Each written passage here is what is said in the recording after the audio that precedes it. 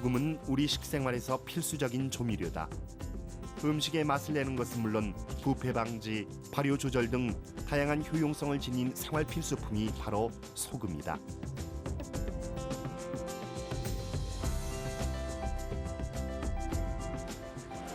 제주는 섬이었지만 소금 생산이 쉽지 않았다. 제주의 선인들은 바닷가 돌 안반, 빌레를 이용해 소금을 만들었다. 소금 빌레에서 이루어지는 제주의 제염법은 제주에서만 볼 수 있는 독특한 특징과 해양 문화적 가치를 보여준다. 소금 빌레에는 척박한 자연 환경을 극복하는 제주 사람들의 지혜로운 삶이 담겨 있다.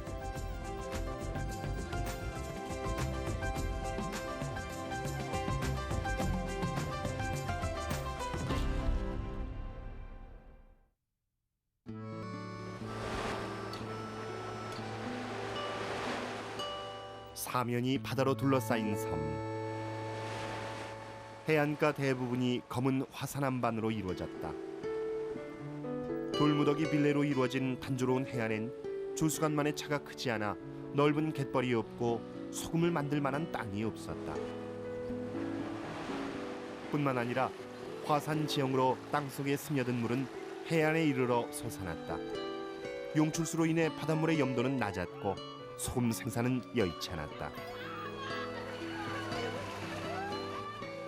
김정은 제주 풍토록에서 큰 바다로 둘러싸여 있지만 서해처럼 염전을 만들려 해도 바닷물을 끌어와 경작할 땅이 없고 동해처럼 해염을 굽자 해도 바닷물이 싱거워 공을 100배나 들여도 소득이 적다고 열악한 조건을 지적하고 있다.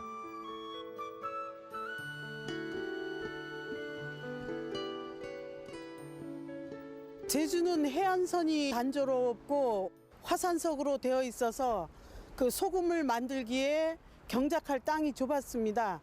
그리고 염분 농도가 낮아서 소금을 만들기에는 아주 부적절한 그런 자연 여건을 가졌다. 제주시 구좌읍 종달리. 일제시대까지만 해도 이곳은 제주에서 가장 많은 소금을 생산했던 소금밭이다. 열악한 조건 속에서도 제주 사람들은 소금을 만들어 왔던 것이다. 안타깝게도 지금은 갈대만 무성하게 숲을 이루고 소금밭의 흔적을 찾아보기 어렵다. 제주에서 소금을 생산한 것은 언제부터였을까? 김상원의 남서록엔 1573년 제주 목사 강려가 소금 만드는 법을 가르쳐주고 장려한 것이 그 시작이었다고 기록됐다. 조선 중기 이후 제주에서 소금을 만들기 시작했다는 말이다. 일제강점기였던 1910년 작성된 한국수산지에는 당시 제주도에서 생산되던 제염에 대한 기록이 남아있다. 당시 행정구역인 제주목, 대정현, 정의연의 마을 단위로 염전 면적과 1년간 생산량이 구체적으로 명시됐다. 그에 따르면 하귀, 구엄 등 도내 23개 마을에서 소금이 생산됐음을 알 수 있다. 1910년에 조선 총독부에서 발행한 한국수산지를 보면 마을 단위의 제염 면적과 1년간의 소금 생산이 기록돼 나타나고 있습니다. 그리고 마을 단위로 소금 생산량을 보면 가장 많이 생산하던 마을이 종달리인데 종달리가 약 5만 3천 킬로그램, 그리고 시흥리가 2만 5천 킬로그램 정도, 그리고 군등리가 2만 3천 킬로그램, 그리고 구엄리가 1만 7천 킬로그램. 돌염전에서 생산난 소금량만을 따로 산출하기는 좀 어려운데요. 가령 예를 들면 애월읍 구엄리 같은 경우에는 대략 270평방미터에 17,000 킬로그램 정도가 생산되고 있었기 때문에 가장 소금 생산량이 많았던 종달리와 비교해보면 종달리는 1평방미터당 12kg, 그리고 구엄리인 경우에는 1평방미터당 64kg 정도였으니까 상당히 단위 면적당 생산량이 높았다.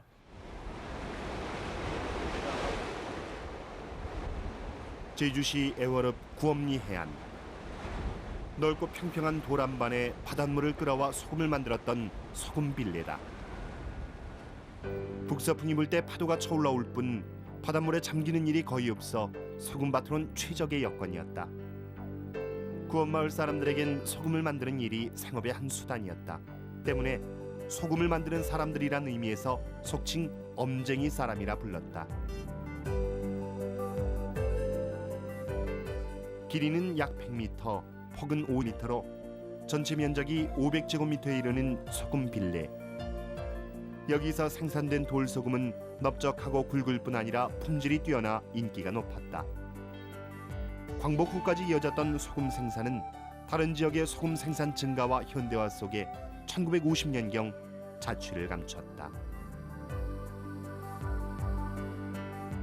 엄쟁이 돌소금밭은 돌람반을 이용한 전국에서 유일한 그런 곳입니다. 이것은 제주 사람들이 악조건의 어떤 자연 환경을 최대한으로 이용하여 이제 돌소금을 만들었고, 그리고 사람들이 서로 협업을 하면서 이렇게 그 생활에서 가장 필수적인 그런 요소들을 해결했던 점으로 봐서 해양 문명 사적인 면에서도 아주 중요한 그런 가치를 지닌다라고.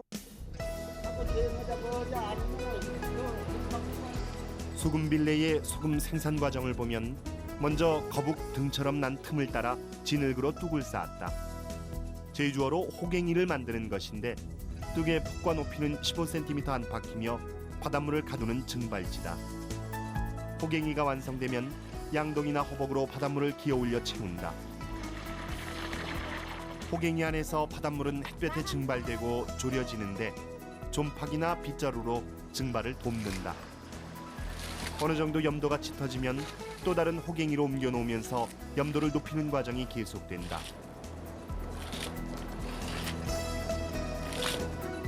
17일 정도 말려 염도가 짙어지면 계란을 띄워 농도를 확인한다.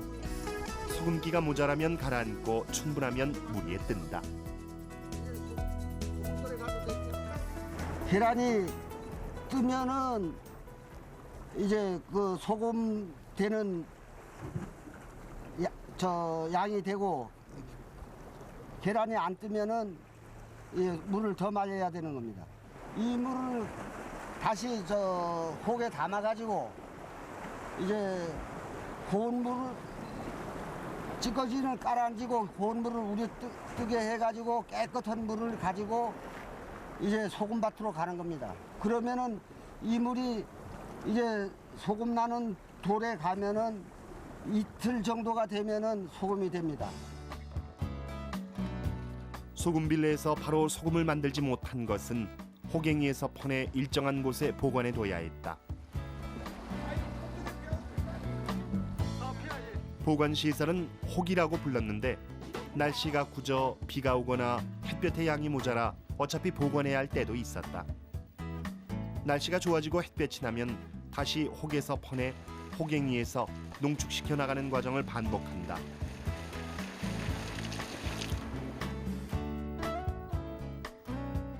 햇볕이 뜨거운 날 2, 3일 동안 증발이 활발하게 이루어지면 소금이 만들어진다. 생산된 소금은 빗자루로 쓸어 담아서 대나무 구덕에서 물기를 빼면 품질 좋은 돌소금이 완성된다. 겨울철 일조량이 모자랄 때는 호갱이에서 만들지 못하고 솥에서 달여 솔문 소금을 만들기도 했다.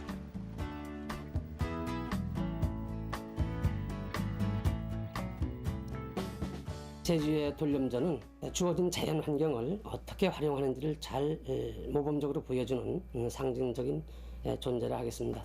그리고 도서민들이 생활 문화의 흔적이라든지 생활의 지혜를 찾아볼 수 있는 자산적 가치를 지니고 있다고 하겠습니다. 돌 안반을 이용한 소금 생산 방식은 제주도에밖에 없기 때문에 잘 기록으로 정리해서 후손에 전달하는 과정도 굉장히 중요하다고 생각됩니다. 제주의 돌염전을 체험 문화 활동의 장으로서 또는 견학 활동의 장으로서 충분히 활용 가치가 있다고 생각됩니다. 돌염전 위에서 생산하는 모든 체험 과정을 방문객이나 관광객들에게 보여줄 수도 있고, 또 학생들에게는 제주 도민들의 생활상을 이해시키는 데 굉장히 소중한 교육 활동의 장으로서 활용할 수 있을 것으로 생각됩니다. 갯벌마저 흔치 않은 척박한 화산섬 돌무더기 안반에서 소금을 얻기 위한 제주 사람들의 노력은 처절했다. 절실한 바람은 척박하고 열악한 조건 속에서도 자연을 이용하는 슬기와 지혜를 낳았다. 놀라운 현대 문명의 시대, 그럼에도 제주의 소금 빌레에 배인 선조들의 땀과 눈물, 지혜와 문화를 가르치고 보존해야 하는 중요한 이유다. 소금 빌레는 척박한 환경 속에서도 자연을 이용하고 더불어 살며 풍요로운 삶을 꿈꾸었던 제주 사람들의 지혜가 만들어낸 자랑스런 생활문화 유산이다.